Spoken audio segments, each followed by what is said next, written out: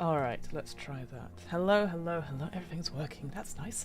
Hello, everyone. Hello, my name is Fiona. I use she, her pronouns, and that music is slightly too loud for myself. I'll turn it down a little bit, and I'll speak a little louder. There we go. Hello, everyone. Yeah, she, her pronouns. I'm a white woman wearing gym outfits. I basically got dressed this morning going, I should go and exercise, and then I did not. I sat here, and then I was like, oh, too late. So now you get to see me in my gym outfit as just a sleeveless top. Essentially, I'll go for a bike ride after this, no doubt. And this is Too Long Didn't Read TTRPGs, and read-along accountability stream in which I, Fiona, will read an RPG that's caught my interest either from the bookshelf of doom or the Google Drive of mystery. I hope you're all doing well today, friends.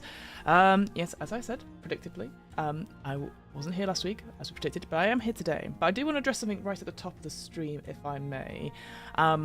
Some folk here, or maybe watching it later or anything like that, you will have been probably aware of certain discourse going around about drive-through RPG, and I just wanted to just address it at the top because a lot of the stuff I do, I source a lot of my RPGs from drive-through RPG. That's where I usually buy and store quite a lot of my RPGs I run, and a lot of Kickstarters for big role-playing games use drive-through RPG as a way to deliver it.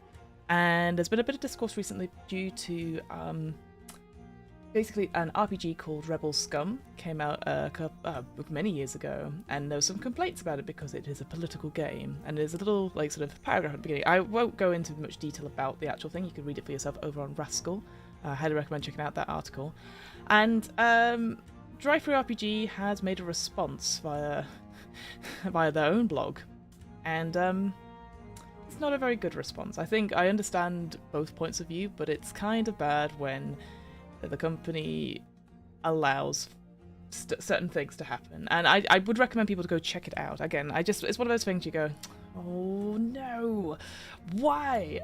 So I'm a little bit grumpy today as a result, and as a result I was like, how can I go forward with this particular stream, because it turns out the game that we're looking at today is only available on drive-through RPG, and the game itself we're going to talk about in a bit more detail in a second because due to its interesting history. So as a result, I'm not going to nor what I normally do. I normally look at the page in context where we can read the marketing copy, all that sort of thing. I'm not going to do that, and I'm not going to put a link in the chat to where you can get it. I know there's still a link probably in the doobly-doo just now. I will probably remove it after we finish the stream. You can still search for the RPG. We're going to look at dogs today, and talk a bit about the system, where it came from, so dogs in the Vineyard.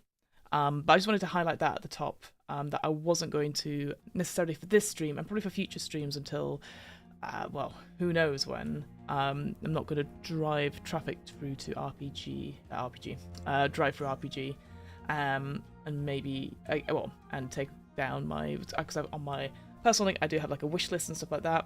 I'm going to remove that as well after the stream as well. But it's just one of those things where you read about it this morning and you go, God. So so just a heads up on that. If you're like, oh, she's normally a bit more link happy with drive-throughs, I use it quite a lot for stuff, but now I'm considering trying to find other places perhaps. And if anyone's got any suggestions for other places where you can source your RPGs, let me know legally.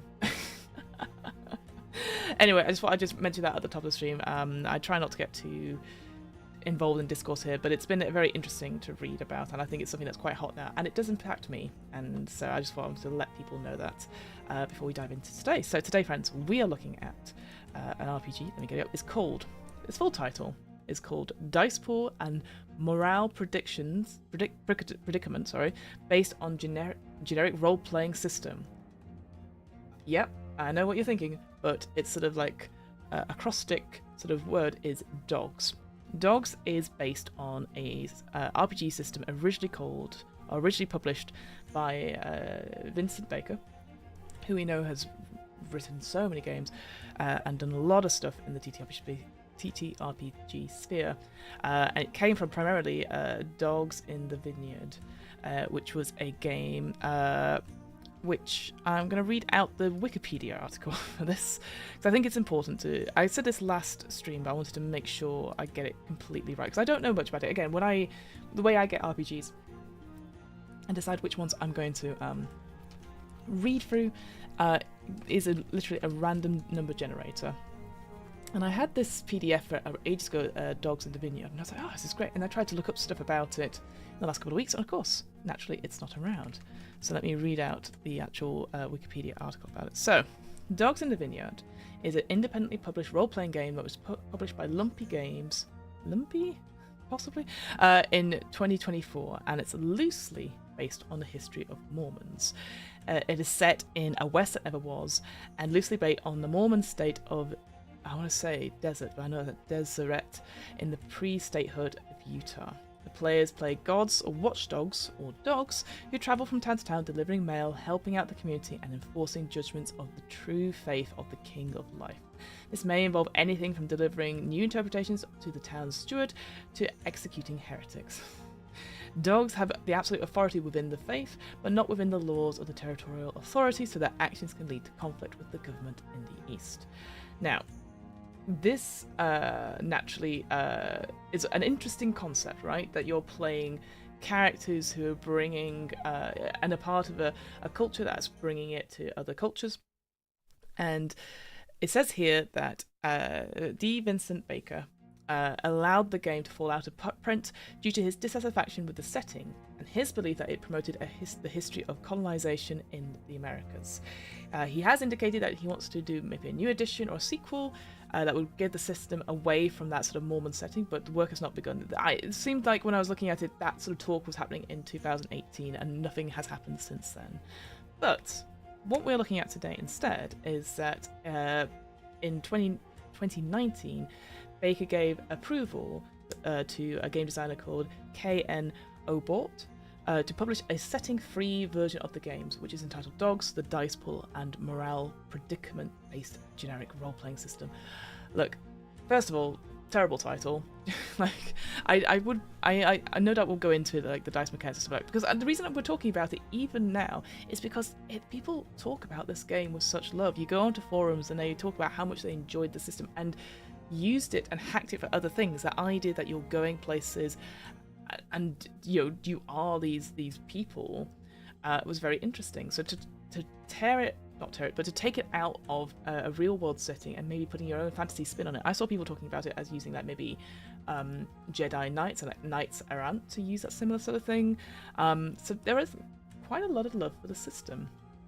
Interestingly enough, the game itself won at the best Indie RPG of the Year award and most innovative game in 2004, the Indie RPG Awards, and it was nominated for a Diana Jones Award for excellence in gaming. So it's quite, it's one of those games which you're like, wow, like it's no longer around for understandable reasons, but it had quite an impact and clearly inspired quite a lot of people to get into role-playing games and stuff like that. So that's why I wanted to look at it.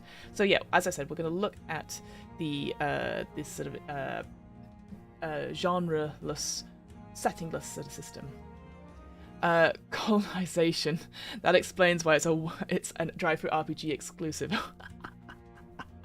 Very good, very good. Yes, so this is unfortunate. Well, I mean, technically, the dog system that we are looking at, it is only on drive-through RPG, but it is obviously settingless. But I appreciate the joke there. So yeah, so you can go onto drive-through RPG if you would wish to. Obviously, I'm not going to show where you can get it. I'm not going to link to it. It's roughly about £5 you can get it for, which is not a lot. And I think for just the system itself, obviously it's a couple of years old. Yeah, it'll be interesting to go from there. Yeah, I can see here again, just looking at the Wikipedia page, Chase Carter, who is one of the Rascals, for Polygon listed Dogs in the Vineyard as a seminal game of the late '80s in the blooming age of indie RPG designers, along with Apocalypse World, Fiasco, Lady Blackbird, and the Romance Trilogy. I don't know what the Romance Trilogy is. Maybe if I... Breaking the Ice. Oh, I don't know that one. Well, maybe we can look at that at another point. But yeah, let's dive right into it. I don't want to spend too long about the sort of like discourse at the top, because I appreciate that's not what you folks are here for. So first things first, I've got a couple of disclaimers. So number one is I am not a game designer. I read a lot of games. I run a lot of games. I think about games through a context of not only content creation, but also what makes good stories, and how can we together as a group create stories that are collaboratively satisfying and give skills to everyone, to become good storytellers, no matter what your age, no matter what your experience, and no matter your background. I think as well, with games and just now, like, it's interesting, different play styles mean different things, so you want to offer different kinds of things. So that's why I was sort of like, oh yes, I'd love to start this channel, start these streams as a result of that. On top of, but as I said, I'm not a game designer. I will say this game is over 20 years old. The Dogs in the Vineyard is over 20 years old. The Dogs game is 6 years old. So again, maybe there'll be a little bit of age, maybe a little bit of nostalgia in there as well. So we'll just check ourselves as we go. On top of that, I've obviously not been sponsored. I don't think Vincent Baker needs anyone else to read their books. But also, like, this is something that I've looked up. KN Obaugh, Obaugh, sorry. They've not updated it since it's been put on there. So again, I've not been asked to do this at all. It's just something that I like to do in terms of just getting to know games a bit better. I'm also over 20 years old, and I'm very cool. Well, you are, Ben Vincible, I know. But are you a better person now than you were 20 years ago? Were you a better role-playing game than you were 20 years ago? On top of that, so I've said those. Content warnings. Now, obviously, we're looking at dogs, so I assume there's not going to be too much in terms of actual settings. I know there's a setting example in it, perhaps, but all it will do is probably refer a little bit back to Dogs in the Vineyard. But I don't suspect we're going to have anything in terms of sensitive subject matter or anything like that. But if anything comes up, I'll try and flag it as I see it. But equally, take a moment to step away from the stream and come back if and when you're ready. I won't be upset, I promise. All right, let's get back into what's going on here.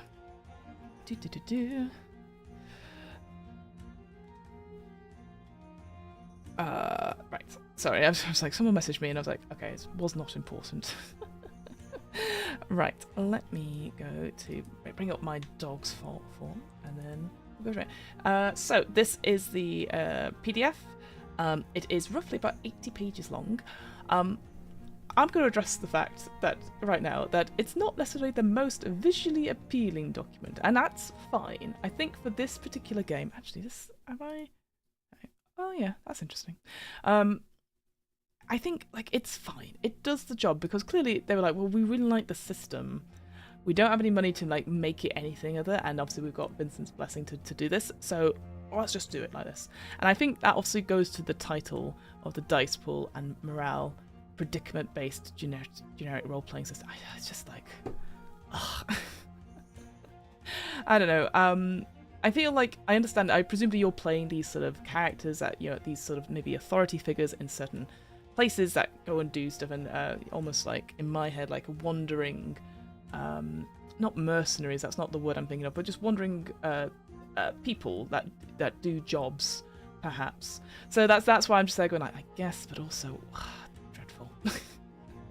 I don't know what else I'd call it though. That's the thing, right? I know I think maybe I'd put it inspired or system based upon Dogs in the Vineyard on the table here, and it says copyright KN Obaugh at the bottom there. But yeah, it's fine.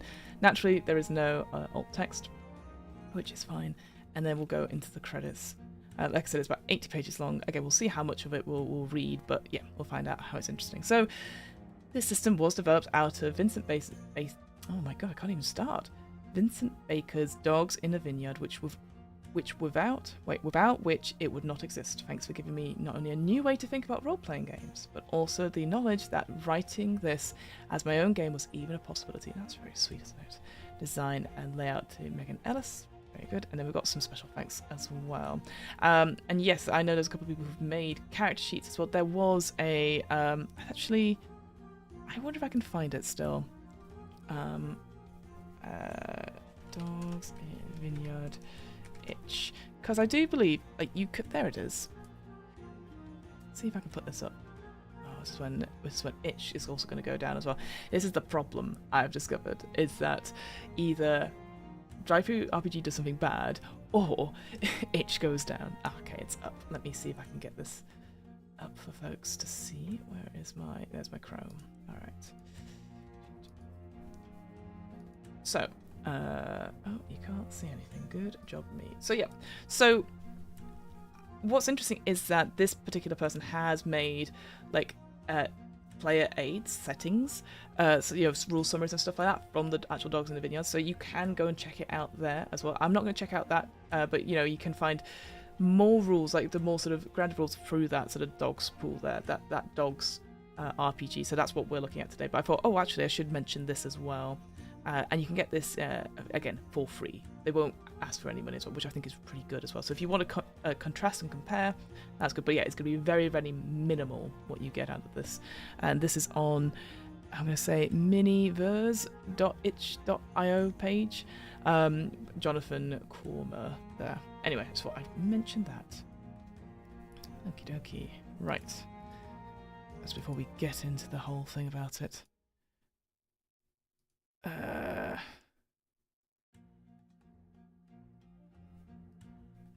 okie dokie. Let's go.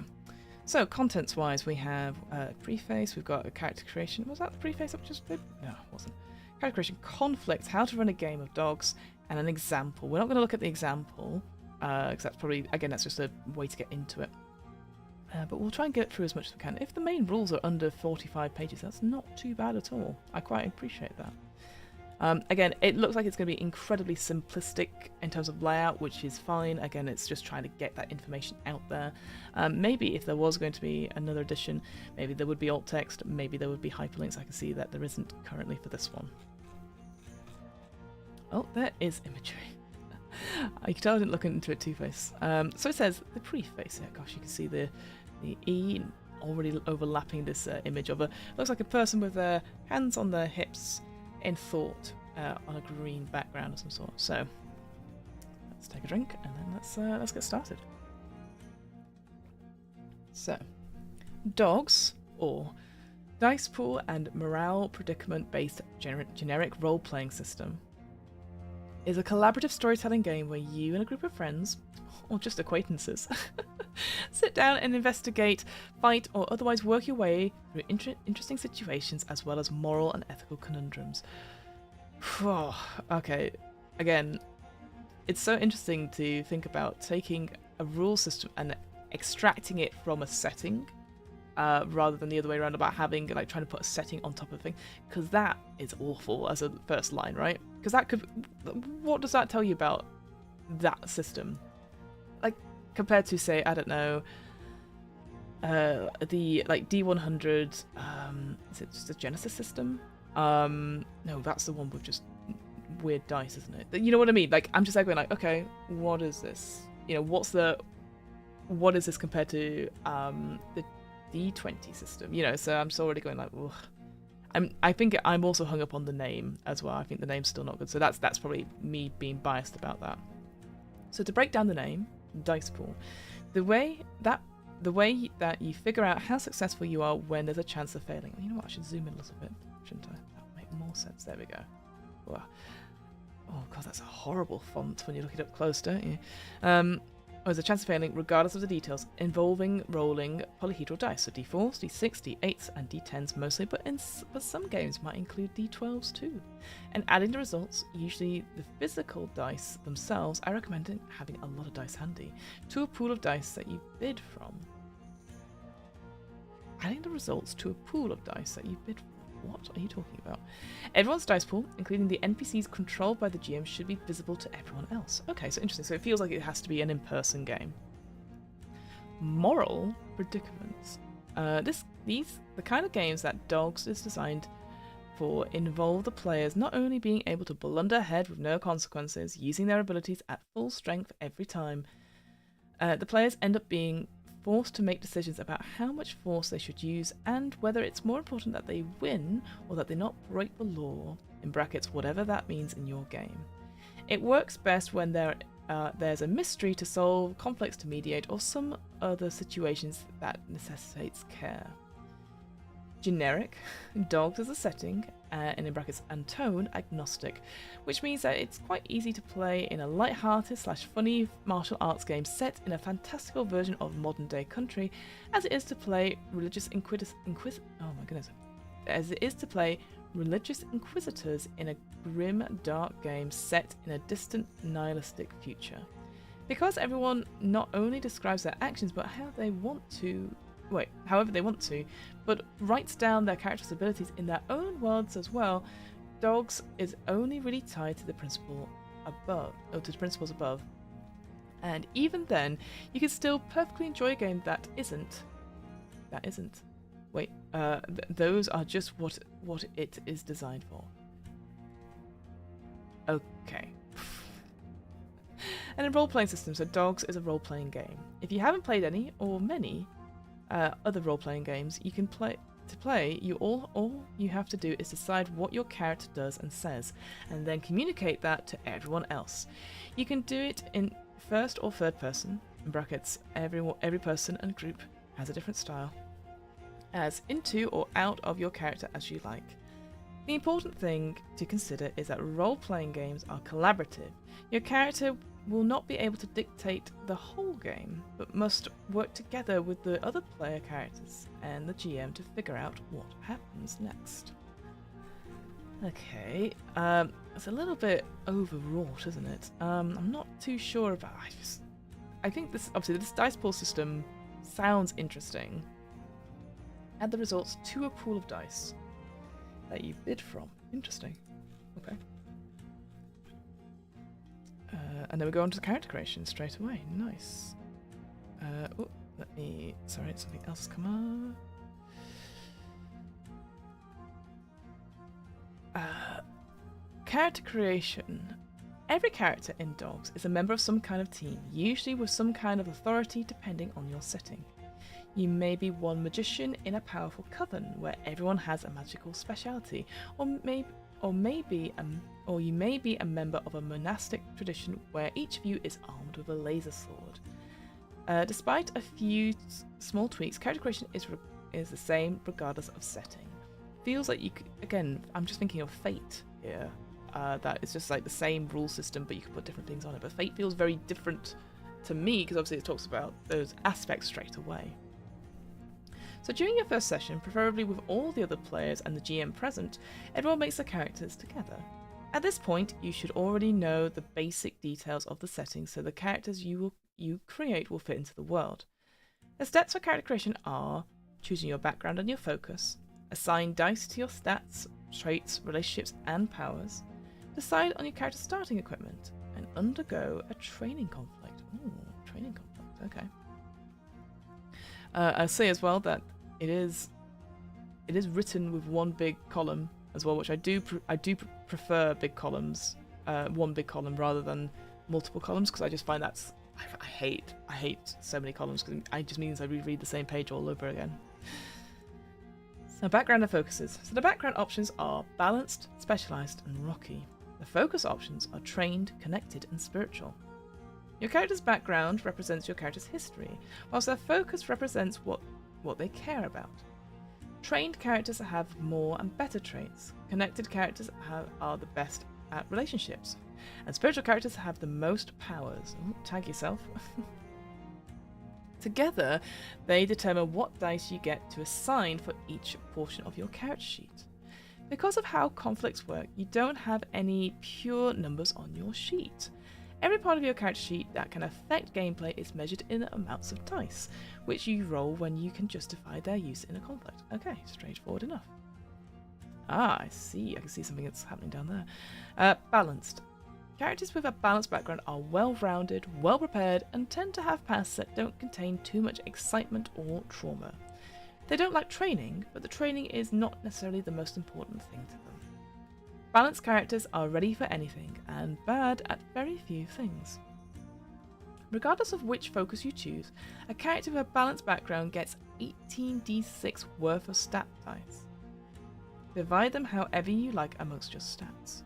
The number of dice you get to assign for your traits, relationships, and powers is based on your focus. Okay, so we've got a little table here, and we see that we've got it in 3 columns. We've got trained, connected, and spiritual, and then rows you got traits, relationships, and powers. And so say if I wanted to do a connected person, wait, no, it was a balanced one, right? And so I was like, yeah, I'm spiritual. So I would have 3d6 in traits and 1d8 in traits, 3d6 in relationships and 1d8 in relationships, and then powers I've got a d4, a d6, and 3d8. It's different for each one. Actually, I think it's just flipped. It's the same thing. So you have 1d4, 1d6, 3d8, and then 3d6, 1d8, and 3d6, 1d8, and it just changes depending on which ones you've taken it. Looks like your weakest, the more you get is like trained, you get more in traits, which makes sense because you have more skills. Connected is in relationships, and spirituals and powers. That makes more sense. Okay, yeah. Specialized. So specialized characters have spent the majority of their lives thinking about their focus. They tend to be extremely good at things they are trained in, regardless of what those things are, but can sometimes falter when presented with challenges that they weren't expecting. A specialized character can also have the most number of different traits, powers, and relationships. Choose this background if you want to get very focused on your focus. A specialized character gets 12d6 state dice to distribute. Why? State dice. So you get 18 here.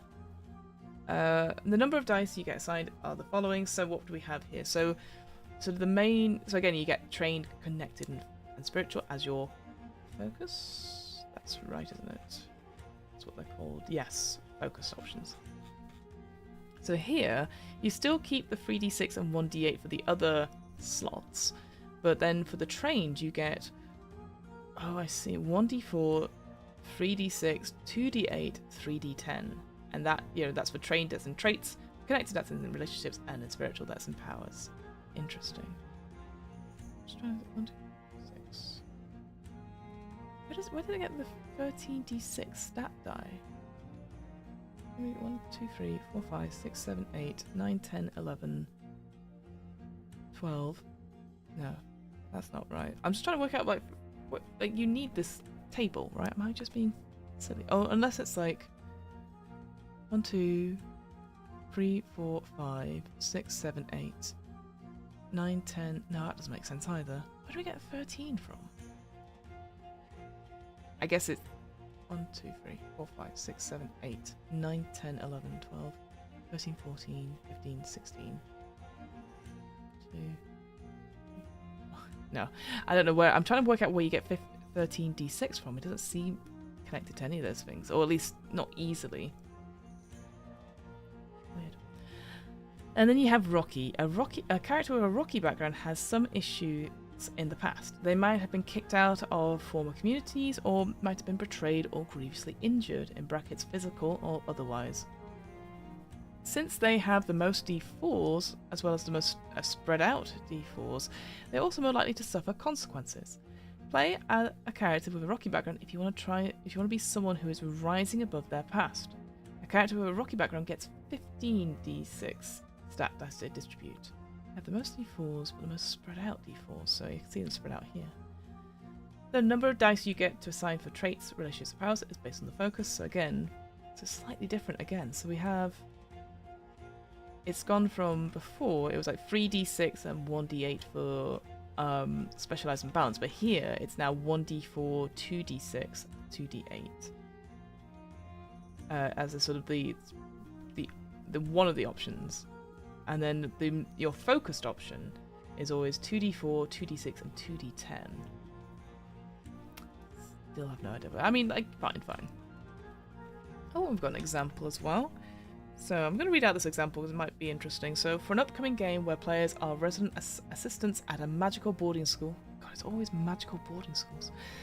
Where everyone has mythological related powers, you create a character, Amir, whose power is based off an Ifrit trapped in a metal lighter. You decide that Amir has a rough time learning how to use his powers, so his background is rocky and his focus is spiritual.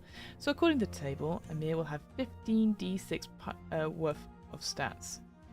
So here, right?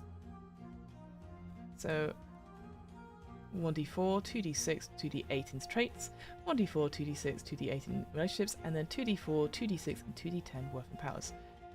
I still don't know where that number of d6 worth comes from. She's got 1, 2, 3, 4, 5, 6.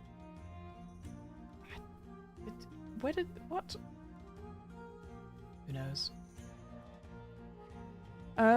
Stats. A character's stats are always represented by some number of d6. There is no maximum, but every stat has to have at least 2d6. Yeah, I guess I'm just checking. Yeah, well, these ones have 1d6 in.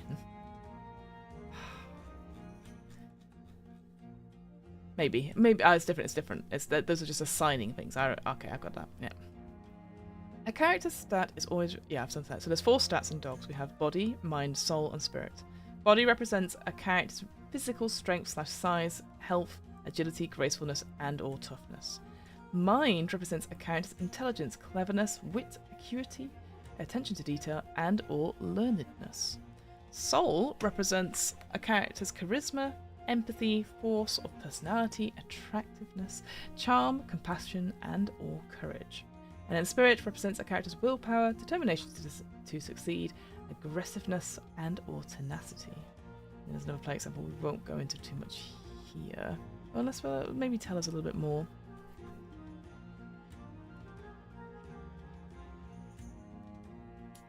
Actually, we'll read it out. Sorry, I'm just trying to work it out. So you decide that Amir is trying very hard to control his powers, so his spirit should be high. So you go with 66 for spirit, leaving you with 9 dice left. Next, you think Amar is going to be very friendly and open, so his soul should be high, so you choose 46. This leaves you with 5d6 to divide between body and mind out of your 50. Since Amir is so laser focused on learning how to use his powers, you decide he's probably very thin and not very athletic, so you put 2d6 in body, leaving 3d6 in mind. Okay, I think I've understood. Well, have I? So you get this number because you picked this. And then you get these for your focused stuff. So maybe this is separate. This is separate to the skills. So you get, I see these are stat dice. Right. And then you divide that number of stats, whether it's 18, 15, or 13, in between these 4 stats. And these things, for whatever they are, they're separate. Got ya. Okay. Why was that so hard? Maybe I just missed that somewhere. Weird. Alright. Traits, relationships, and powers. So these 3 sections of your character sheet more or less follow the same rules for filling out. You can have any number of each, limited only by the number of dice you have to assign to them. In addition, you can assign any number of dice of the same size to a particular one. So the trait, I'm a powerful magician, 3d10, is okay, but I'm a powerful magician, 2d6 plus 3d10 is not. Right, it's got to be the same die value, okay. Choose a number of dice and a short evocative description for each of them. How you fill out these 3 sections should be a reflection of how your character thinks. Also, the die size of a particular trait or relationship or power is not necessarily correlated with the strength of that trait. Instead, it is determined how important or interesting it is to your character. A relationship, my annoying older brother, 1d4, might mean that your sibling is a minor hindrance, but you don't often think about him. However, my annoying older brother, 1d10, could signify that he is constantly in your way or in your thoughts. This isn't a strictly enforced rule, however. A d4 trait could easily be used to represent a weakness or a failing of your character, since you're unlikely to roll higher numbers with lower die, and the opposite is also true of higher dice. Be sure that you spend at least 1 die as a trait or a relationship that binds you to the rest of your party members, depending on the setting. Something like, I'm a detective in the NYPD 1d6 as a trait, or maybe the freshman class who were at my mercy as a RA 1d8. I can see an example coming, so we'll be definitely reading that. Traits can represent innate physical or mental qualities, special training and background history, opinions, and even quirks of your character. They are one of the easiest ways to flesh out who your character is. Be as specific or as vague as you'd like to be. Traits don't all have to be positive qualities either. I'm very clumsy. 2d8 can be a powerful trait in a conflict, but doesn't represent anything that your character might be proud of, even if that's something very present in their life. Okay. So, for example, Amir's primary characteristic to you is that he is terrified of accidentally hurting someone with his powers. To signify this, you give him the I'm afraid to use my powers 2d8. This leaves you with 1d4 and 2d6 to spend, so you split these into 3, going with constantly optimistic 1d6, really big eyes 1d6, and long-legged 1d4. He doesn't really care about being physically active. This gives you another personality defining trait, as well as a few physical traits to round him out. Okay. Simple enough. It's kind of like, what's it called? Like facets, or like giving a way to roleplay, and then I'm going to use this and it will help me because I'm long-legged. I'm going to got something for this, an extra thing. Okay. Then we've got relationships. So a character's relationships represent exactly that. Some kind of personal relationship with a person, place, or a group. A relationship should include who or what it is, as well as a short sentence describing the relationship. Unlike with traits, you do not have to expend all of your relationship dice when you make your character. You can save them for when you encounter new people, and assign them on the fly, even during a conflict. Relationships also don't have to be reciprocal. Two characters can have relationships with one another with vastly different descriptions or dice size, depending on how each of the characters feels about one another. Or one character could even have a relationship written down with another character who doesn't have one with them. So for example, you decide that Amir likes working for the school, so you're going to give him an I'm an Axis Mundi RA D8. Axis Mundi is the name of the school.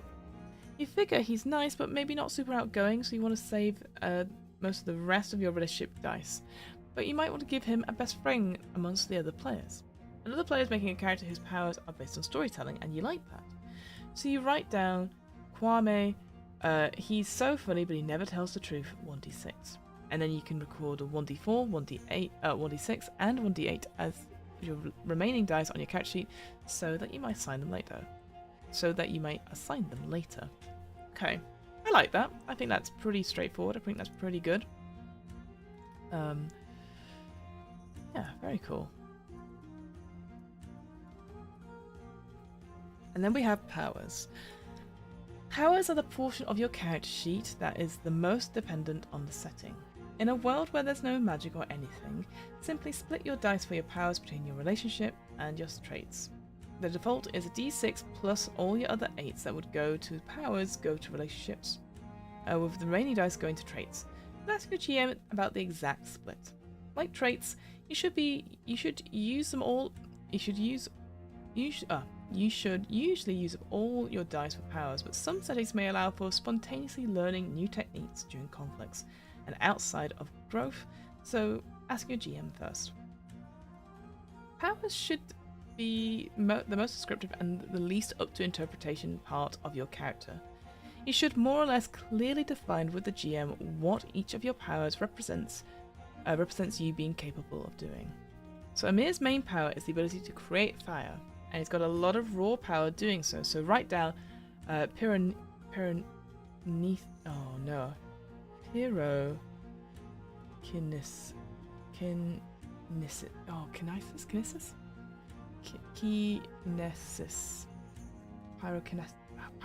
Pyrokinesis. There we go. We got there, friends. I've spoken the word before. Pyrokinesis. In addition, even though he would like to have some very fine control of his powers, that's not where he is right now. So you add Douse Fire 1d6 smoke manipulation 1d6, and then fine control 2d4. In this case, the d4 powers indicate when Amir uses them, they are likely to be complications, since d4s are not particularly good in conflicts. D10 powers allow for the possibility of causing real harm in a conflict. Then we have equipment. So equipment represents the items that they would normally carry on them. Some settings may necessitate. Oh my goodness, I'm struggling today. Some settings may necessitate certain items. Oh, there's no gap there. Like a cell phone or a badge of office. Feel free to include the item's significance to your character when you record it on your hour sheet. All equipment in the game follows the same basic rules for assigning dice. If it's an ordinary example, whatever it is, the item gets a d6. If it sucks or is cheap/broken, it gets a d4. And if it's of excellent quality, as in someone meeting you would immediately notice it and might comment on it, it gets 2d6. If it's really big, noticeably so, it gets 1d8. And if it's both excellent and big, it gets 2d8. So there's like, oh interesting, there's an example of a cell phone there. So an old flip phone might be a d4, more or less current generation smartphone might be a d6, a new smartphone in a flashy custom case might be 2d6, a phablet might be 1d8. What's a phablet? And the latest smartphone new XL version in an expensive case might be 2d8. So some examples there, fine. The character can start with any number of items as long as the combined maximum result from rolling the dice for every one of those items does not exceed 32. If as a GM you don't feel like your players are the type who would take advantage of an unlimited numbers, feel free to play without this. What? Okay, we're gonna see what this is. Excuse me. So in the example we have, the most important thing for Amir is to have his lighter, which you decide is engraved with the mystical runes to symbolize it as his source of his powers. You put down engraved lighter 2d6. You also decide that Amir is going to have a weirdly big fleet, so you include gladiator sandals 1d8. Then, since you don't think Amir would be very materialistic, you only want to include one more thing and you want to make it more personal. You figure that Amir probably misses his parents whilst he's at boarding school, so you go with Dad's old watch 1d8. It's always a watch. Comparing the items to the max you're allowed, you see you got 2d6, which is 12, 1d8, which is 8, so that is 20, and a 1d8, which is also an 8 on that, so 28 in total, well under the limit. I see. So, like, yes, the maximum result. That, okay, I like that as getting a way of, like, you can have a lot of, like high quality items, but, sorry, you'd have a lot of low quality items, but to have high quality, you have to have fewer number. That's a weird way of saying it. You have less items, but they're high quality, or you have lots of items and they're low quality. Okay. Sorry, what was that? I got another.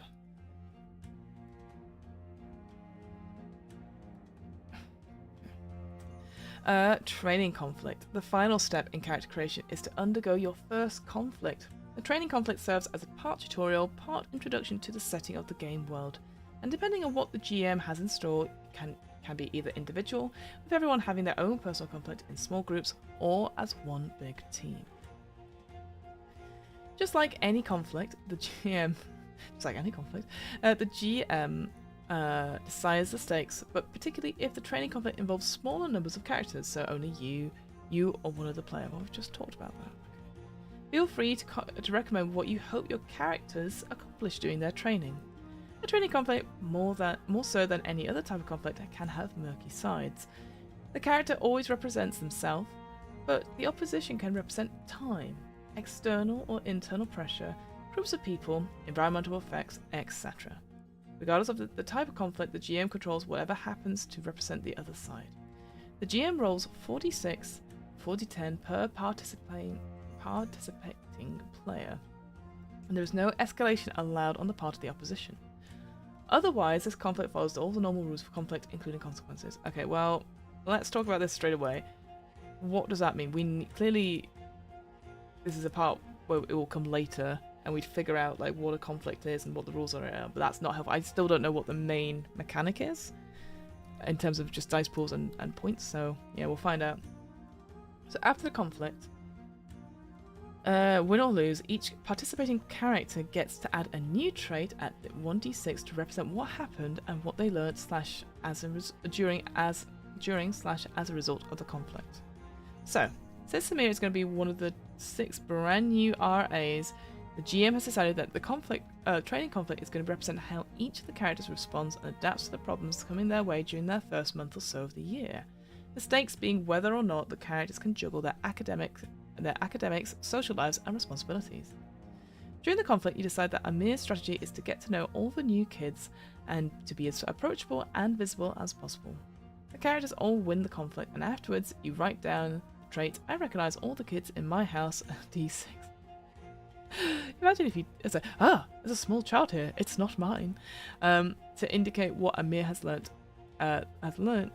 What Amir learnt is who exactly he's responsible for. I like that. I like the idea that conflict isn't necessarily a combat or a violence one, and I like how in this example they've used that as a, hey, the person's learning, and like how did they go about it, and like, yeah, I like that. A non-violent conflict. Oh, perfect. Then we're going to go on to chapter 2, which is about conflicts. So here, conflicts are the resolution mechanic for any situation where the outcome is in doubt. The nature of the situation or the medium doesn't matter. Everything is a conflict, from trying to argue with someone to a gunfight to trying to break into a building. At the beginning of a conflict, first determine who's involved and what's at stake. Your input is important, but the GM is the one who ultimately decides what the consequences of success or failure will be. Are you trying to get past a hulking bouncer to get into a club? Or are you trying to get a, what on earth? Recalcitrant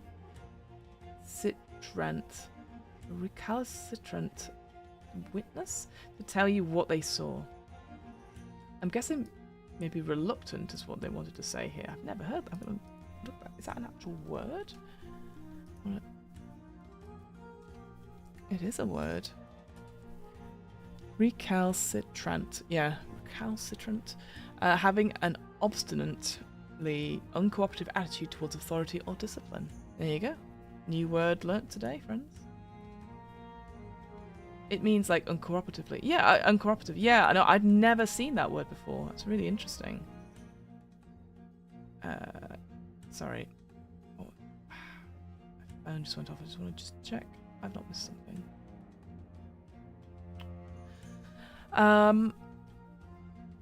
Where did it? To tell you what they saw, or maybe you're just trying to survive. Next, determine what kind of conflict this is, at least initially. Are you just talking, or are you coming out swinging? Maybe you're trying to pick someone off from a distance. If your conflict is non-physical and non-violent, roll mind and soul.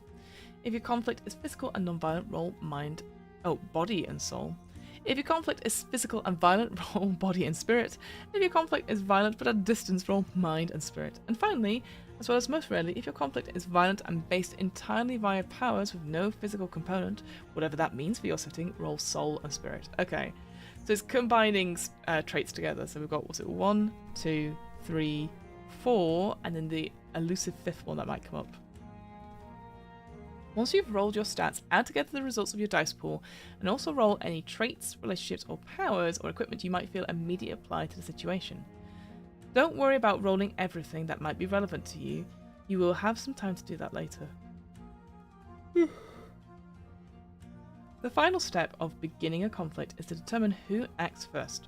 This might be obvious based on the framing, as in the case of a sneak attack, or it could be that every actor in the conflict is meeting on equal footing, like a street brawl involving numerous people. If it's not clear who should act first, the character with the highest possible raise, the highest 2 dice results in their dice pool, goes first, with ties going to the players, and ties between players decided amongst themselves. After every character in the conflict has taken an action, use the highest possible raise method to determine the acting order for all subsequent rounds. Okay, so it's about who's rolled the best, 2 dice in their pools. Okay, I like that. I think that's simple enough. Raises. So each turn of the conflict functions the same way. Whoever controls the character whose turn it is describes what they are doing, decides how many characters are affected by their actions, as well as which characters, potentially roll some more dice, and then choose any 2 dice from their current pool. That's their raise. And every character who's affected by their active character's actions has to call with some number of dice, potentially rolling more dice before doing so, needing to at least match the raise in order to stay in the conflict. Oh, you're doing like, it's basically poker with dice. That's really interesting. So if I go, okay, I go to shoot the person. I've rolled that. I've got an extra 4 somewhere. I'm going to use 2 from my active pool. So I might be doing like, say, an 8 and a 6. And maybe I roll 8 and 6. And I'm like, okay, it's an 8 and 6 of 14. And then everyone else will have to at least, might roll some more dice, but they have to match that number. That's very cool. I'm just kind of lost on what the dice are representative of. Like, is there an actual statistical reason for using them? I got swept in the where's the 15d6 threw me off. I apologize. That is on me as well. I think it wasn't made clear. I'll try and quickly explain how I not through. Yeah, no, I hear you. So, here's how I understand it, right? Say let's go through an example quickly, because I think this is helpful. I've discovered what it is, and I appreciate I didn't go through it because I think it's written quite poorly. So, you choose your background. So let's do that first. I think background focus is together, but it should be separate. So, say for me, I was like, cool. I'm gonna pick a balanced character, and we get 18d6 worth of stat dice, and we divide them amongst our stats, which is body, mind, soul, and spirit. So you do that. I think you do that straight away. On top of that, you get a focus, and you could get from trained, connected, and spiritual. And depending on which one you pick, will show where your focus is in your traits, relationships, and powers. Say I took. Say I took the trained one. I appreciate it's not helpful because I balanced, trained. It all sounds all the same, especially traits. These are stats, and then it's asking about traits. So I think those are the confusion there. And then for each die, or through this number, so for my traits, I could say, be like, I'm very clumsy. I'm going to assign my D4 to, that's my tag sentence. That's a tag, right? I could be then, like, traits would be like, I'm very personable, and I could use, say, 2d10 from that, but still have it. So I can assign. I could effectively have 1, 2, 3, 4, 5, 6, 7, 8. Like 8 statements that relate to these things, but I could break it up into like having it like 1d4, 1d6, etc. So you can have a number of that. I'd also say you can have at least 2d6 in each of these stats as well. Then in terms of equipment, you have that 32 thing, that's 32 like threshold. So any item you have, you can decide yourself how good it is and assign it a die value, but the maximum number of it combined shouldn't go over 32. So for example, if I just picked, I have a cool weapon, if I can find it, excellent and big, it's 2d8, that's 16. Right? The maximum total is 16. So I could only have 2 things that are both excellent and big. Whereas I wanted to have like lots of cheap things, I'd have to lots of D4s. So that's the thing I've sort of got with the number stuff. And then this training conflict thing is just like a final thing where you can get a D6 to really specialize and customize your character. It doesn't matter what the conflict is. So that's signing this up. And then what I understand is that, say you're in a conflict of some sort. Say if we're in this non-violent, non-physical conflict. So it's you're arguing with someone. You're trying to persuade them in some way. You roll that. That's what you're rolling, and then you add the results of anything else you want to add it. Say you're very good with people is one of your traits, and that's got a 2d6. You could roll that as well, and then you have your little dice pool, and then you would pick 2 of your dice to be the target number, and then everyone else would have to, the people involved in that conflict will then have to go into their own dice pool, maybe roll an extra thing or 2 perhaps, and then see if they can beat your target number. That's how I'm seeing it anyway. So I think that's interesting. Or at least that's what I've got so far. I was going to go into the example here, but just to clarify with those d6s, they are for your stats, those 4 stats, rather than anything to do with the focus thing. That I also got confused as well, but now I've got it, I think. So we've done that. So let's look at the example of the conflict. I think this might help us as well. So we've got Malik and Jesse, members of a local coven of magicians, need to get into a bar in order to ask some questions of an acquaintance who they know hangs out there. The problem is that they're both underage, so they need to figure out some way to get past the bouncer.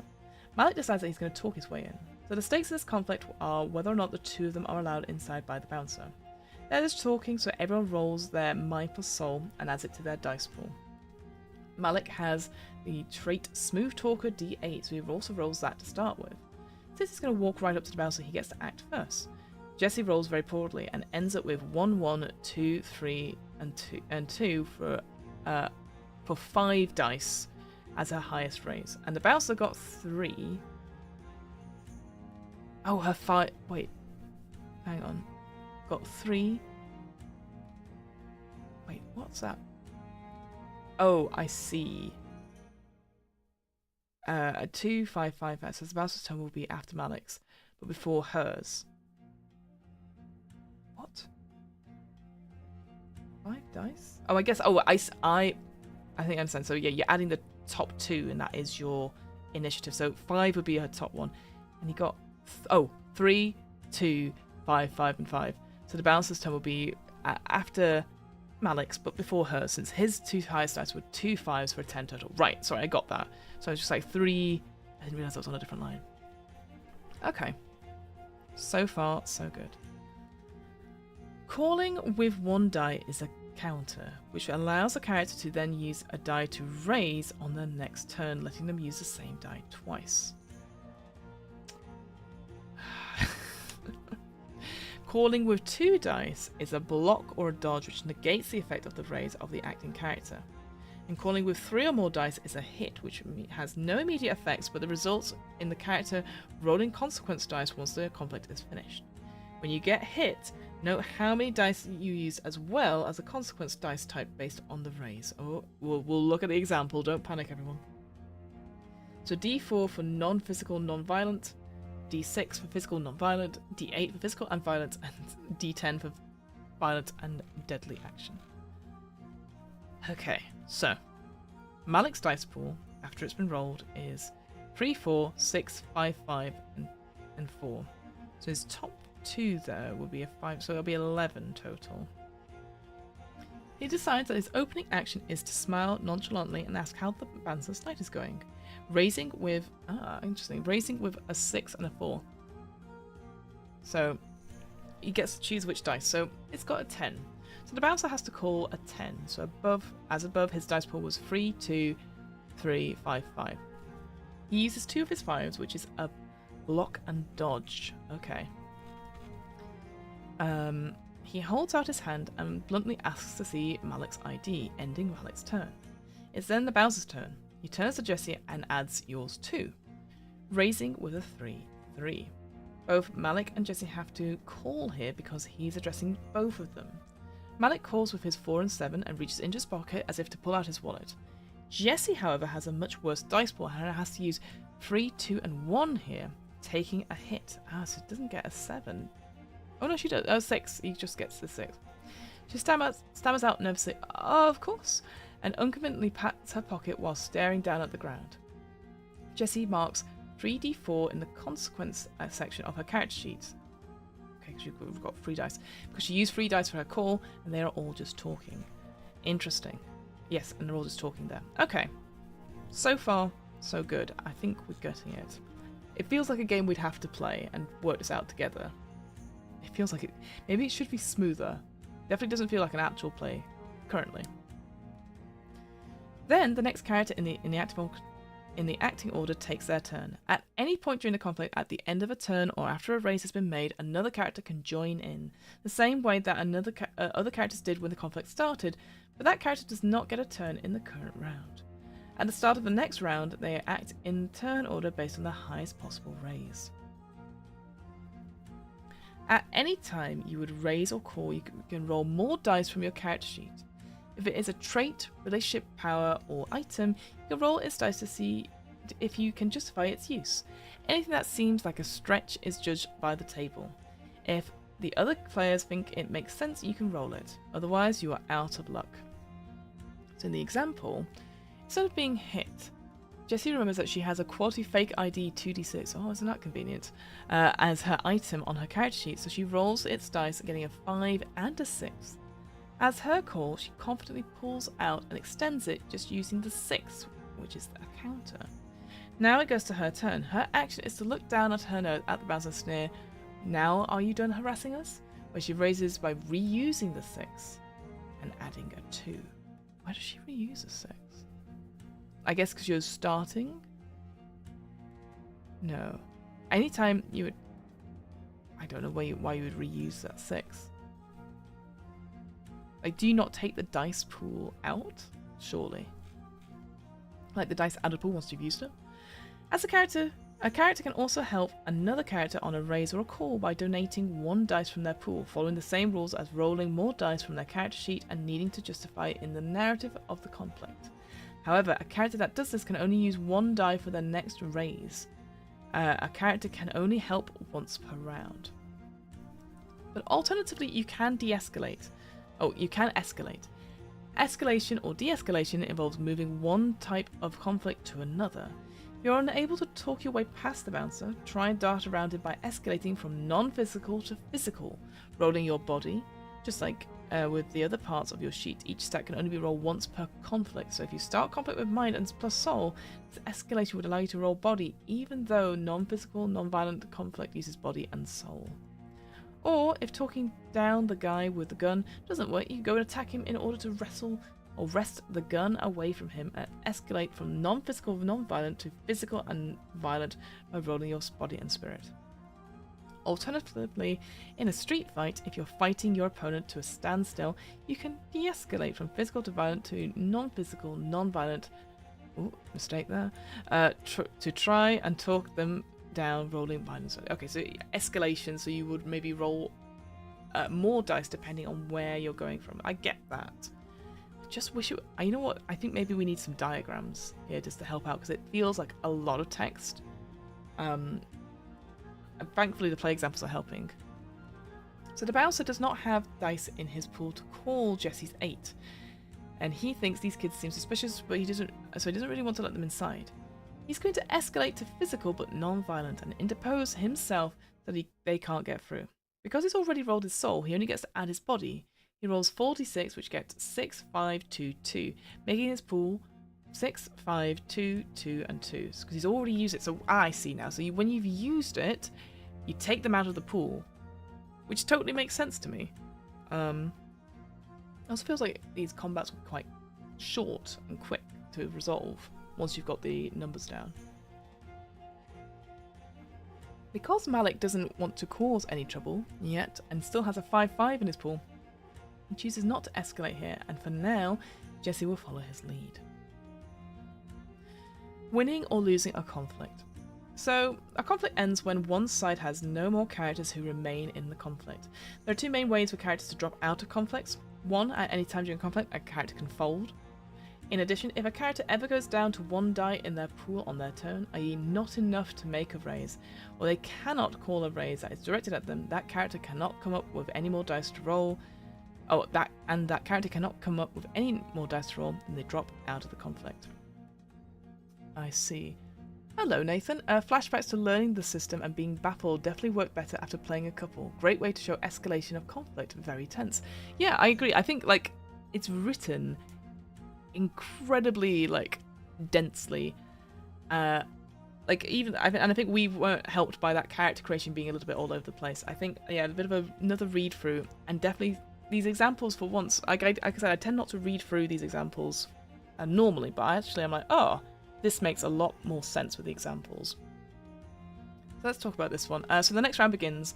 Malik's dice pool is 5-5, Jesse's is 5-3, 2-1-1, and the bouncer's is 5-2-2. So Malik goes first, then Jesse, then the bouncer. Ah, interesting. Okay, so yes, it will constantly flip the initiative order. Malik uses both fires to make a raise to 10 of 10, saying, "Why are you being so aggressive?" The bouncer then has to get hit using his whole pool, 3d4 consequences, because Malik's action was still non-physical. On Jessie's turn, she chimes in with, "Just let us through, we can forget about the whole thing," raising with her 7, so her 5 and 2. Bowser has no more dice, and the only escalation left would be if he tried to fight them, so he folds and the conflict ends. Nice. Okay. So when it ends, first the GM determines the results of the conflict based on what was at stake. Then any character who took any hits rolls a number and the type of consequence dice they've taken this conflict. If you took multiple types of consequences, roll them all together.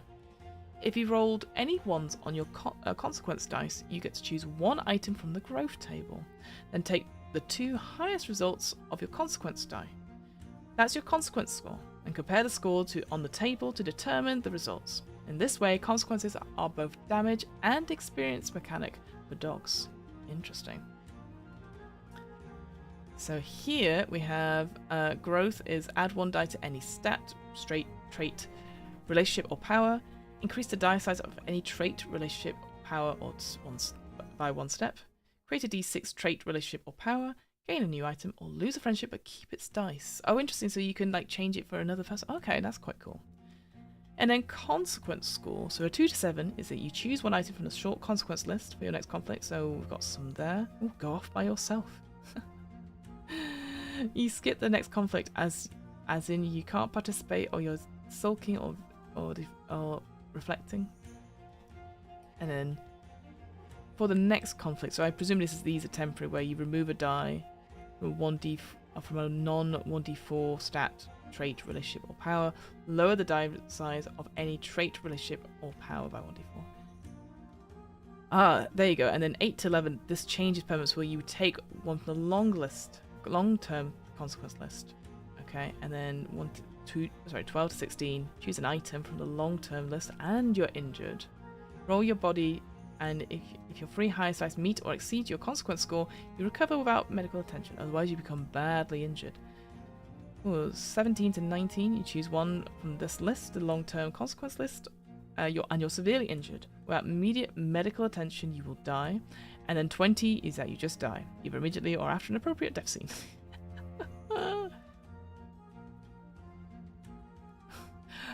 Graham, diagram. Oh, you're too much. I'm getting it, but it's giving me anxiety. I think it's just a lot, right? It's very bitty, but I feel like it'd be fine to do together. I think it just wouldn't work for content. I think it'll be quite. It's one that I can imagine being sat around the table and doing it. It's like when you hear people trying to pay things in pennies. I just picture a pillowcase full of dice. Absolutely. Yeah, I think it's just a lot of like trying to work out what's going on and just like figuring out. I like the idea of the dice thing. It reminds me, I think, what's it called? Outgunned does something similar with dice, which is like poker in a way. I can't remember if it's a similar thing or not. Can't remember off the top of my head. When choosing the results of your consequences, regardless of whether it's growth, short-term or long-term, just like when rolling a dice in a conflict, only choose something that makes sense in the context of the conflict. The other players and the GM will be the arbiters of whether or not the choice makes sense. The outcome of this conflict is pretty simple, since the stakes were whether or not Malik and Jessie could get into the bar. Since they won, they walk past the bouncer and go inside. Because Jessie rolled her fake ID, instead of being hit, she does not have any consequences. However, the bouncer does. Since the bouncer is an NPC, the GM rolls on 3d4. The bouncer gets 1, 4, and 2. His consequence score is 6, which means that he has to take an item from the short-term consequence list. The GM chooses to lower his soul by 1 die for the next conflict because he got shamed for so quickly trying to shove the players. However, the bouncer also got a 1 on his dice, so he gets to grow. The GM chooses to add a relationship at a d6 and decides to write down Malik, who made me think of my hostility at a d6. Okay, I think my issue, I can see it happening, is that you're rolling for pretty much everything. And it feels incredibly bitty. Like that conflict of like, I just want to get inside. You're not getting inside. I've got an ID. It just back and forth. It feels like there must be an easier way to resolve that. That's not lots of dice and like this for NPCs as well. Like this is a sort of a conversation thing, and I think that's the other thing as well, is that in my head, getting into a club is a one roll thing, not like 3 or 4 rounds of it. Healing. So to heal a badly injured character, start a conflict where the stakes are the dying character's life. The healer rolls their mind and the dying character's body, as well as any relevant traits, relationships, equipment, or powers. Other characters can lend equipment or use helpful powers, allowing the healer to roll those dice. If the healer is a player, they roll the dice. If the healer is an NPC, the dying player rolls the dice.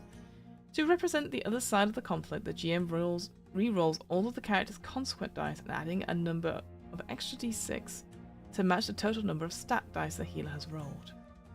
Ugh. This conflict does not allow for any escalation. The injury obviously cannot suffer any consequences after, and the help action cannot be taken, because the conflict only involves the healer and the injury. But the healing conflict follows all the other normal rules of conflicts. If the healer takes any hits, use whatever consequence dice are appropriate for the situation and the setting. Oh my word, that's a long ass example, which is slightly different. I'm going to move on from that one. Neat. I was going to say niche situations. Since conflicts are the only resolution mechanic in dogs, sometimes you may find yourself in situations where the players are in conflict with an inanimate object, or the time frame is very slow or very fast. Treat conflicts just like any other. Just assign dice to the GM's side of the conflict, as if the building the players are trying to break into, or the passage of times were an NPC just like any other. And the individual raise and calls can be environmental effects. They do not have to be actions of specific people. And then there's a full conflict example, which I am not going to read through. That's way too long. Whoa. And then how to run a game. And then it's going to go into settings. So we'll read this bit. I think, ultimately, I like how it's just literally that one mechanic. You don't have to worry about anything else. Even if the mechanic is very bitty, I do like it's just like straightforward. And I think if you play enough times of it, as Nathan was saying, I think you'd get it. But I'm just there going like, oof. It's an interesting thing. And I will say, I think it would work. Maybe the reason why it pops, perhaps, is maybe because of the original setting. I can't imagine, like, I know there's a setting in this dog's book, but I can't imagine if, how else it would work. Like, what would it tie me to? What's going on? Sorry.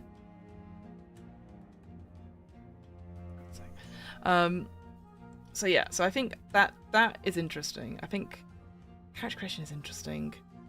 But yeah, I need to see a playthrough of it, perhaps. I think that's what I'm getting at here. So because dogs is a generic system, games can vary wildly in setting and tone. That said, there are a few constants that you should try to stick to regardless of all else. 1, the players should always be a group that makes the characters officially affiliated with one another in some way. And 2, they should have some modicum of authority and or respect, but not be beyond reproach. In addition, the system works best when the players have to solve some sort of mystery or are put in a position where they have to make moral, ethical decisions. These goals work together to make the players not just mindlessly spend their 2 biggest dice per each turn in a conflict, and think about the consequences of their actions.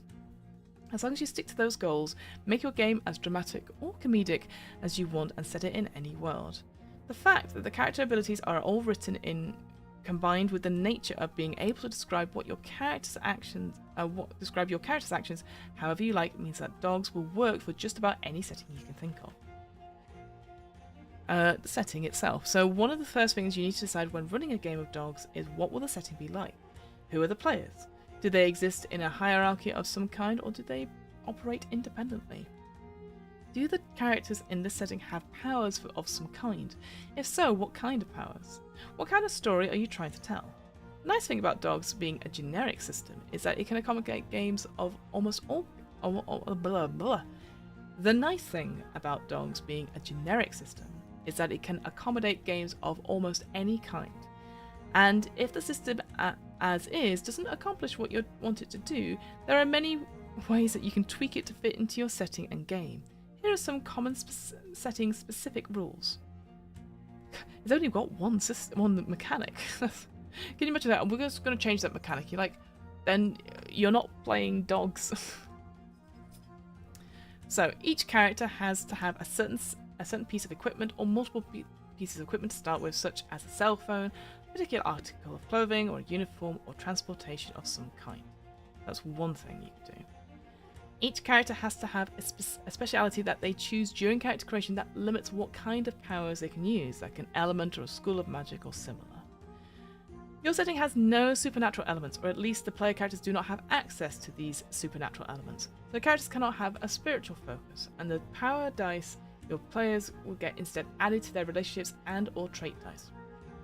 It goes, I recommend adding all of the d8s and 1d6 to relationships and the rest go into your traits, but pick the split that you think is best for your setting. Characters are either born with powers or not, and characters without them add their starting power dice to traits and or relationships and cannot gain them as part of growth. Fine.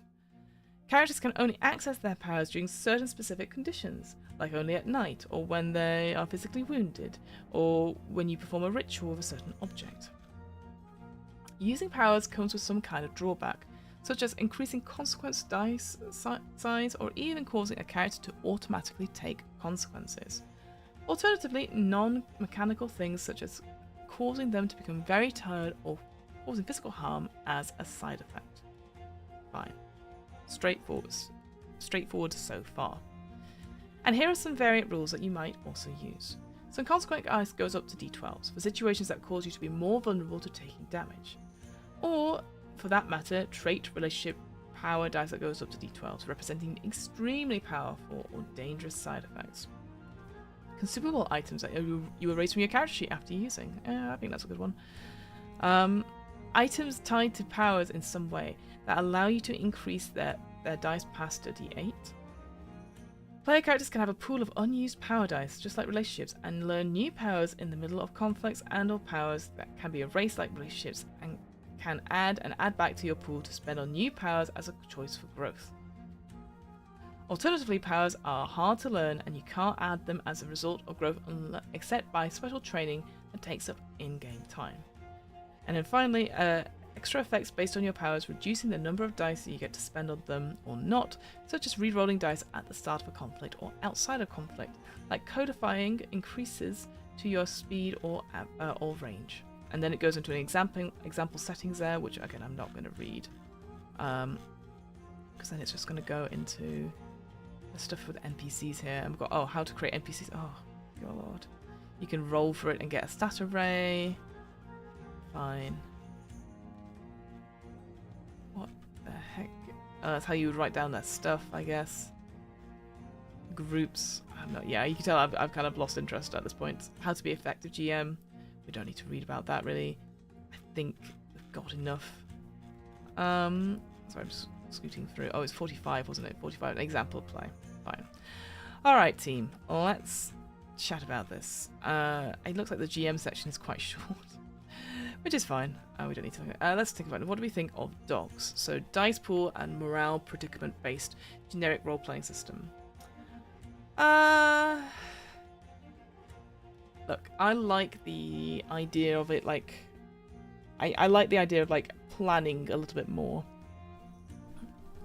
It's always a worrying sign when a system gets hit with an oh god. Thanks, Nathan, I appreciate it.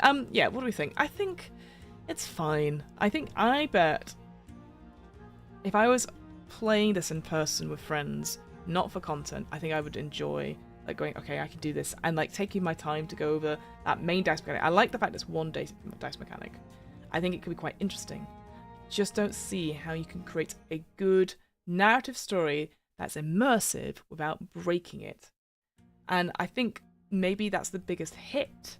It's ironically, I think the biggest sort of weakness of this is that yes, you can use this to create any system. I wonder if the appeal is in that original system. Like, it comes with its own setting, but you know what I mean? Like, I feel like I don't care for magic schools. I don't care for that sort of thing. I like unusual stories. and it feels like again, I'm not going to read through all of it. If I go to that,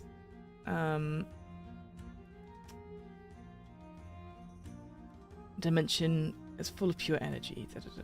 Yeah. Oh, are you reading? Oh, these are just NPCs and stuff, I guess. God, there's a lot of stuff there. I'm always a big fan. I'm gonna look it down. I'm a big fan of having like plot hooks or like basic sort of scenarios that I can get me excited about stuff. And I will admit, like, my bias is I don't like magical schools. I don't think they're great. And I have a lot of baggage with that because of a certain author. So I'm just going like, I don't find that interesting. And the fact it only gives you this one set to go off, fine. Like, again, you could read it through, but I just feel like it would be interesting to play in that original setting, and maybe that is what the draw of it is. I think the mechanic itself is fine, but I definitely would need to play it through in person for it. I think the writing of this is a bit all over the place, I'll be honest. It feels like, they've written it down. If anything, they've written from the book itself, the dogs in the Vineyard book, but written it like trying to obviously make it as neutral as possible, but it's how they understand the rules. I think it was, thank goodness for those play examples telling you how to do things. It did not make, it was like, here are your stats. Like, it would be nice to see a character sheet in this. It comes with a character sheet, I'll say that. But like, your stats are here. The stats need to be up higher, right? And then you choose your background, balanced, specialist, rocky, and then you choose your focus. You know what I mean? Like, it just felt the steps were a bit out of order.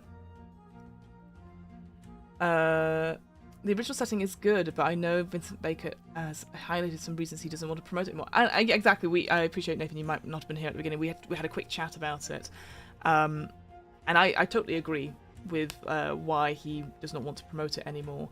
But I think it's interesting how we can have a setting like this, and maybe a system like this, and maybe really struggle to see how it shines without having a setting on top. Another game I think that does this is Solemn Veil and the Weird Abacus. It's one of my favourite folk horror games. But the initial system itself, I think, if you could take it and put it in other places, and the Mark Kelly is trying to put it into other places, I don't think it sings, because what speaks to me isn't the system, it's the setting. It's this weird factionless place. Also, lots of factions, and you can tell any kind of stories, and it's very clear who you are to the setting. I think it's the same with Blades in the Dark as well. I think what's evocative about the Blades in the Dark system isn't necessarily the system. It's Dustfall, right? It is that sort of thing, and I think from that you could take that base system again. You can change that to anything you'd like. I think it's interesting only just now do we have like deep cuts, which streamlines it, thank goodness. Nathan says, from a quick play, the key is making sections to have complex morality choices and only a few contests. Yeah, absolutely. It feels like this will be more narrative and such, and then the conflicts here, I think, they're going to be short, right? They're going to be short and sweet. They're going to be like 3 rounds and done, probably, depending on how many dice you're rolling. But I just feel like I said, like, if you're rolling for every little thing about like getting through a fucking door, which is what they're doing here, excuse my language, sorry, that just breaks it down. Like, again, to me, that's not a high stake, because it wasn't a high stake conflict. It's like, I need to get into this bar where there's wizard people here. I might not be able to get in because I'm underage. That's like, to me, that's not a life and death conflict, so I wouldn't even roll for it, like, unless they were going to do, like, I'm going to do physical violence, you know what I mean? I just feel like it was just so bitty and unnecessarily for that sort of thing, so maybe that's what it is. But I appreciate, I can see why such a system would have been really evocative over 20 years ago. Like, I just find it really interesting. So yeah, I would be curious to read the original Dogs in the Vineyard and see what that is like. Naturally, there's no way you can procure such a document legally. I believe if you search the Internet Archive, you can get your copy there. But I believe that's the case. I don't know. But yeah, if you want to grab this system, if you feel very strongly about a certain setting that you think this system's going to be perfect for, you can get it on Drive-Thru RPG. As I said at the beginning, I'm not going to. There's a link under the doobly-doo for now, but I'm not going to put a link in the chat because of the discussion we had about Drive-Thru RPG at the beginning of the thing, and we'll see how we go from there. But yeah, thank you folks so much for going with me for this journey of what an interesting RPG. Yeah, I couldn't get over. I can't. Maybe its downfall is that it has a terrible name. I'm sorry. I just think it's the worst name. It's almost like, oh, we're gonna be really cool about this, and you're just like, just call it something simple. Because I don't know. Yeah. Anyway. Oh, Nathan says, having the worst consequences tied to the higher tier conflict does make for some interesting discussions. Are you willing to escalate to violence to solve the issue? Because it's going to hurt. You know what, that's a good point. I quite like how you can escalate stuff. It reminds me a little bit of Mars Colony.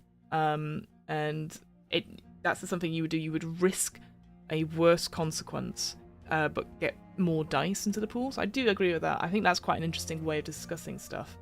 But again, it's that sort of thing like, I just think, for an online game, I just think like there's so many distractions and stuff. I'm just trying to work things out. There's a lot of communicating about mechanics, and for me, the story is more important. So I agree with what you said about like having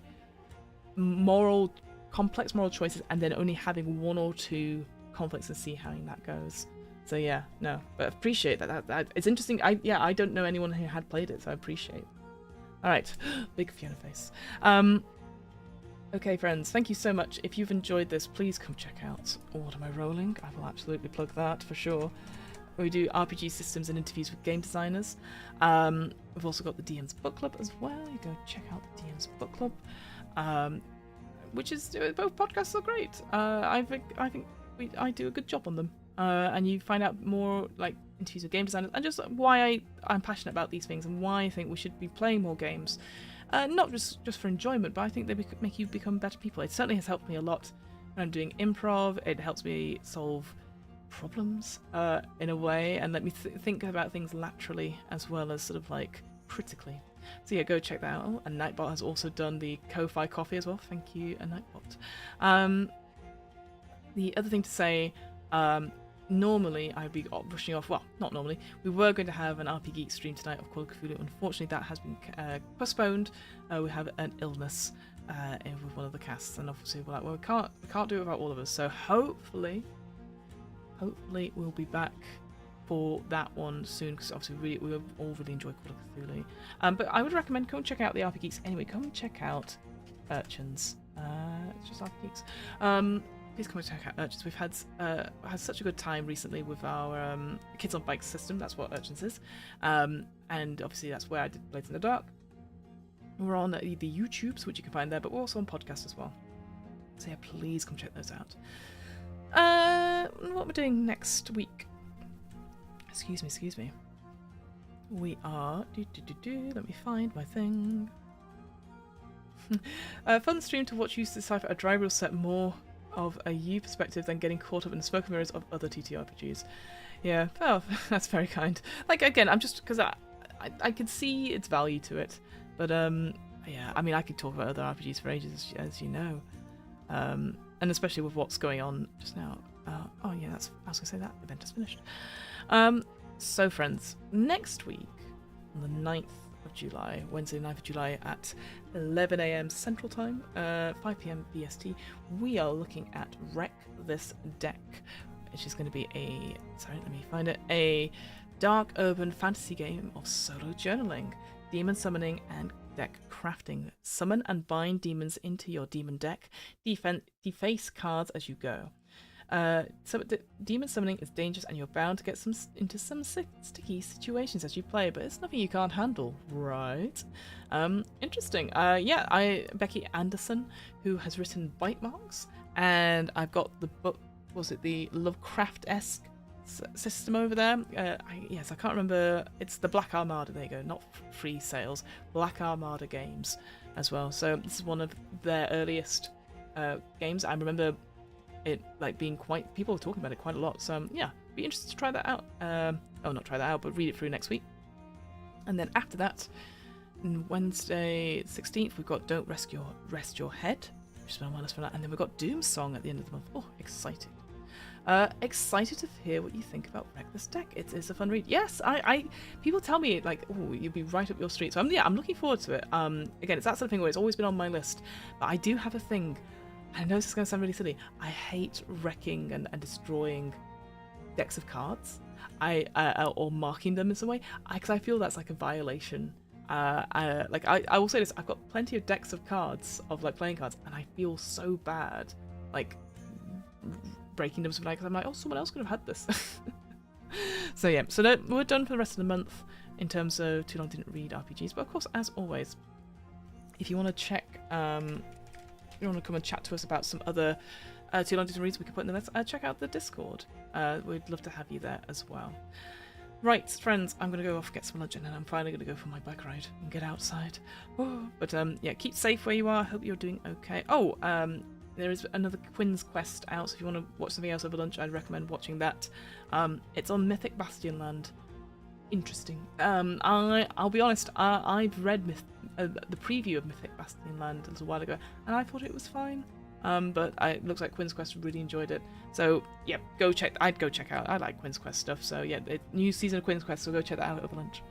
Alright team, much love. I will see you next week for Wreck This Deck. Let me find the end of stream button. I will see you next time. Goodbye, friends. Ooh, I was going to be right back. No, I'm leaving now. Bye.